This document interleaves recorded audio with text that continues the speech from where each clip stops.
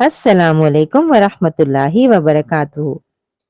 کیسے ہیں میرے پیارے دوستوں آج جو میں آپ کے لیے کہانی لائی ہوں اس کا نام ہے مغرور گلاب۔ جی ہاں، گلاب ایک تو ویسے ہی پھولوں کا بادشاہ، اوپر سے مغرور۔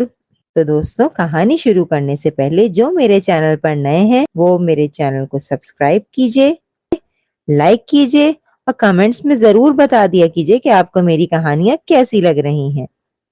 تو چلیے شروع کرتے ہیں۔ ایک دفعہ کا ذکر ہے کہ ایک ریگستان جو کہ بہت ہی بنجر سی زمین ہوتی ہے، خشک زمین ہوتی ہے، وہاں پہ ایک معجزہ ہوا۔ وہاں پہ ایک گلاب کھلا۔ جی ہاں، گلاب، وہ بھی ریگستان میں۔ بہت ہی خوبصورت سا، چھوٹا موٹا سا، ایک چنو منو سا پیارا سا گلاب کھلا۔ وہ بہت ہی پیارا سا گلاب تھا۔ اسی کے ساتھ ساتھ ایک طرف لمبو اور ایک طرف گولو۔ جی ہاں، لمبو اور گولو دو کیکٹس کے پودے تھے۔ دونوں بہت ہی پیارے سے تھے۔ ان دونوں کی خاصیت یہ تھی کہ ان کے اندر بہت سا پانی تھا۔ انہوں نے جب گلاب کو دیکھا تو آپس میں مشورہ کیا، گولو، تم کیا کہتے ہو، اس کا نام کیا ہونا چاہیے؟ گولو نے بہت سوچتے ہوئے کہا، میرے خیال سے اس کا نام جادو ہونا چاہیے۔ ہاں، یہ صحیح ہے، جادو تو بہت اچھا نام ہے۔ گلاب نے جب اپنا نام سنا تو بہت خوش ہوا، کیونکہ واقعی یہ ایک جادو تھا کہ ریگستان میں اتنا پیارا سا گلاب۔ گولو اور لمبو دونوں اس کو باری باری پانی دیا کرتے تھے، اور ان کے پانی دیتے دیتے وہ چھوٹا سا گلاب آہستہ آہستہ بڑا ہوتا گیا۔ آپ کو پتہ ہے دوستوں، یہ جو گلاب تھا، یہ جو جادو تھا، یہ بہت ہی شرارتی تھا۔ یہ کبھی گولو کو چٹکی نوچتا تو کبھی لمبو کو چٹکی نوچتا، اور دونوں ایک دوسرے سے لڑتے رہتے۔ تم نے مجھے چٹکی نوچی؟ جی نہیں، تم نے مجھے چٹکی نوچی۔ دونوں آپس میں لڑتے رہتے اور جادو ان دونوں کی نوک جھوک پر خوب ہنستا۔ اسی طرح دن گزرتے گئے۔ گولو اور لمبو جادو کو اسی طرح پانی دیتے گئے۔ ایک دن جادو بہت لمبا ہو گیا، مگر پھر بھی لمبو سے لمبا نہ ہو سکا۔ مگر لمبو اور گولو کو اس بات کا ڈر تھا کہ جادو اس ریگستان میں زیادہ عرصہ نہیں گزار سکے گا، کیونکہ ریگستان ہے، سوکھی زمین ہے، گلاب کو پانی زیادہ چاہیے ہوتا ہے۔ مگر پھر بھی وقت گزرتا گیا۔ ایک دن وہاں سے ایک مسافر کا گزر ہوا۔ جیسے ہی اس مسافر کی نظر اس لمبے خوبصورت جادو کے اوپر پڑی، وہ اس کو دیکھ کر رک گیا۔ ارے واہ، یہ تو بہت ہی حسین گلاب ہے۔ ریگستان میں گلاب، یہ تو واقعی ایک بڑا معجزہ ہے۔ مسافر گلاب کے پاس آیا اور اس کی خوبصورتی کو دیکھ کر بہت خوش ہوا۔ اس کو اچانک خیال آیا کہ گلاب ریگستان میں ہے، اس کا مطلب کہ اس کو پانی نہیں ملا۔ میرے پاس کوزے میں کچھ پانی جمع ہے، تو میں اس پہ پانی لا کر ڈالتا ہوں۔ وہ واپس گیا اور اپنے کوزے سے تھوڑا سا پانی نکال کر لایا اور اس گلاب کو پانی دینے لگا۔ جیسے ہی جادو کے اوپر پانی کی چھینٹیں پڑی، وہ اور کھل گیا، اور اس کو ایسا کھلتا دیکھ کر مسافر نے کہا، یہ تو بہت ہی زبردست اور خوبصورت گلاب ہے۔ اگر میں اس گلاب کو یہاں سے توڑ کر لے جاؤں تو مجھے بہت بڑا انعام ملے گا۔ اس نے گلاب سے کہا، کیا تم میرے ساتھ شہر جانا پسند کرو گے؟ تمہارا یہاں کیا کام؟ تم شہر چلو، شہر میں دوسرے پھولوں کے ساتھ رہو اور لوگ تمہاری خوبصورتی کو دیکھ کر اس کو سراہیں گے۔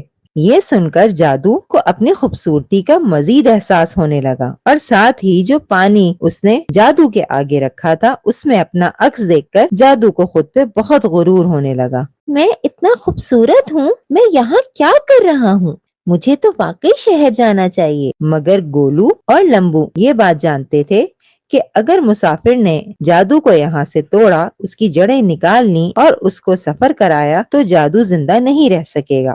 جیسے ہی مسافر جادو کو جڑ سے اکھاڑنے کے لیے ہاتھ آگے بڑھاتا ہے تو گولو اس کو ایک زوردار مکہ مارتا ہے۔ ارے ارے، یہ کیا کر رہے ہو؟ تم نے مجھے اتنی زور سے مارا۔ اس سے پہلے کہ وہ اور کچھ کہتا، لمبو کو بھی غصہ آ گیا۔ ان دونوں کو غصے سے دیکھا اور جادو کو لیے بغیر وہاں سے چلا گیا۔ اس بات پر جادو بہت ناراض ہوا۔ جب لمبو اور گولو نے جادو کو سمجھانے کی کوشش کی کہ تم شہر جا کر زندہ نہیں رہ سکتے زیادہ عرصہ، تو یہ بات سن کر جادو کو بہت غصہ آیا۔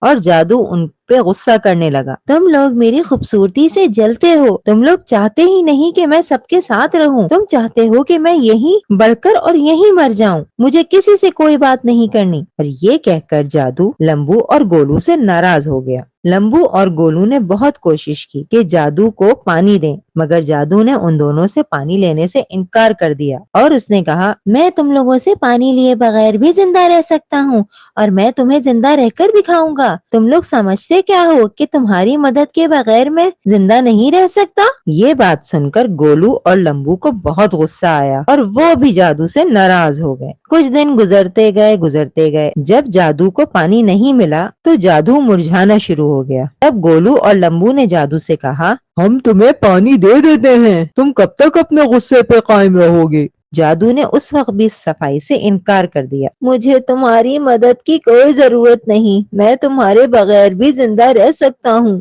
پھر کچھ دن گزرے، جب جادو کی حالت بہت زیادہ خراب ہو گئی تو گولو اور لمبو نے اس کو بہت سمجھایا۔ دیکھو اب بھی وقت ہے، تم ہماری مدد لے لو ورنہ تم واقعی مر جاؤ گے۔ یہ سن کر جادو کو اپنے رویے پہ شرمندگی ہوئی اور اس نے کہا، کیا اب بھی تم لوگ میری مدد کرنا چاہو گے؟ میں نے تو اتنا خراب رویہ رکھا تم لوگوں سے، اتنا برا بھلا کہا، پھر بھی تم لوگ میری مدد کرنا چاہو گے؟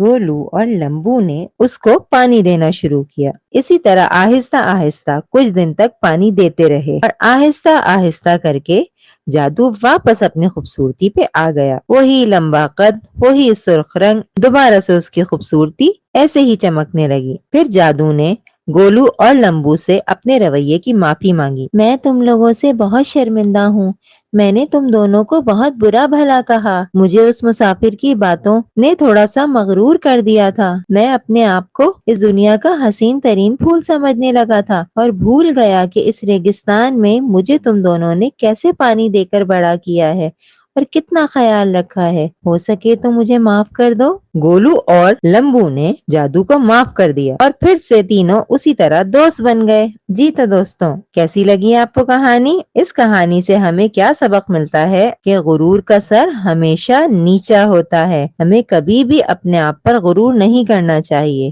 اور نہ ہی کسی کو اپنے سے کمتر سمجھنا چاہیے اور نہ ہی کسی کا کیا ہوا بھولنا چاہیے۔ بہت خیال رکھیے گا۔ میری کہانی کو لائک ضرور کیجیے گا اور کمنٹ میں ضرور بتائیے گا کہ آپ کو کہانی کیسی لگی۔ اللہ نگہبان۔